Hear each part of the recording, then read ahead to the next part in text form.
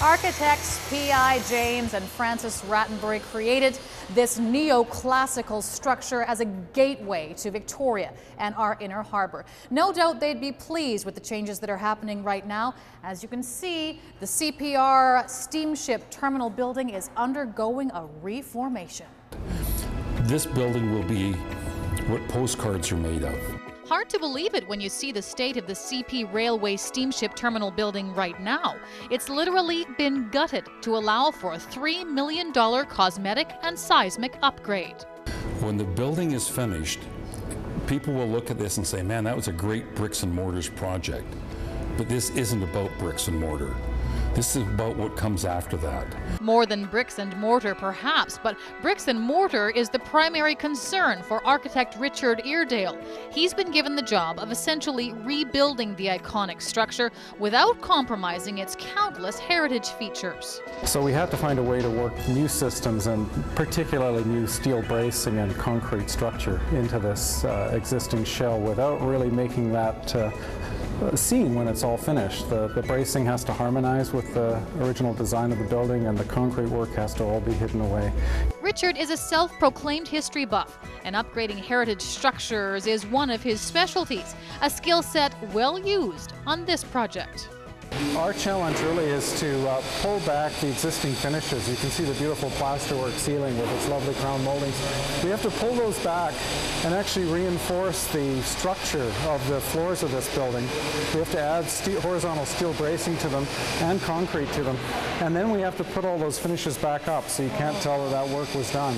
P.I. James and Francis Rattenbury completed the neoclassical landmark in 1924. It served to house steamship passengers on their way to Singapore and other exotic ports of call.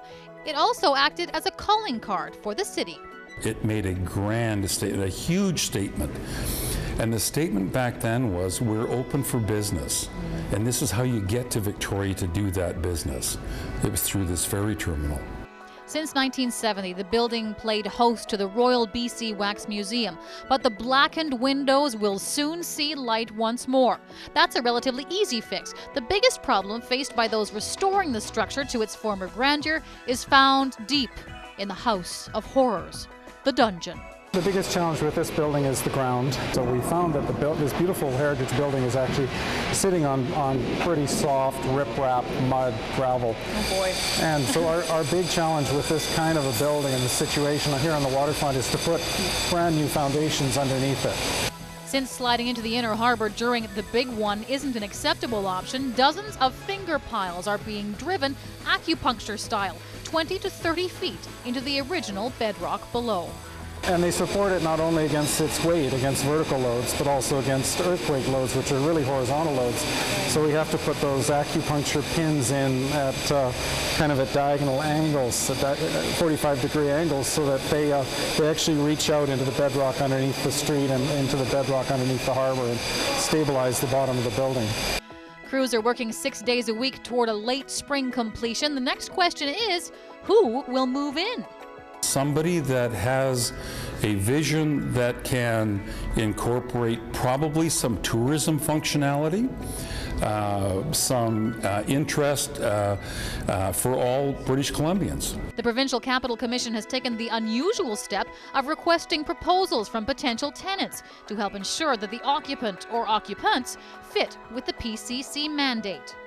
Well, the mandate is to connect and celebrate. So we try to connect all of the citizens of the province with their capital, and the capital back to the citizens of the province. They've already heard from a group in Oak Bay and the BC Maritime Museum, but more interest is expected. The due date for applicants is March 15th.